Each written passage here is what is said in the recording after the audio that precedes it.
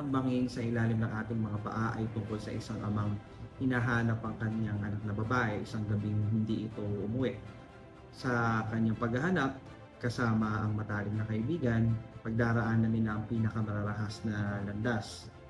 At sa pagtahak dito, mas mauunawaan nilang hindi nakukuha sa pagpapasa Diyos sa katarungan.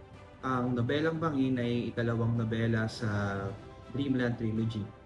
May 6 o 7 taon bago ko nasundan yung unang nobela, no, na ang kapangyarihang higit sa ating lahat. Wala akong balak, wala akong plano na sundan yung unang nobela o magkaroon ng proyektong trilohiya.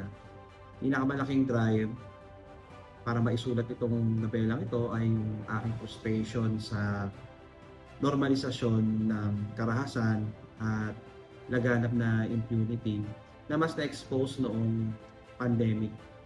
Natapos kong isulat yung nobela noong lockdown.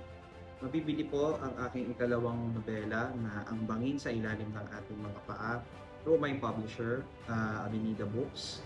Available ang libro sa kanilang website at Shopee. Makakabili rin ng mga kopya sa National Bookstores at Holy Book.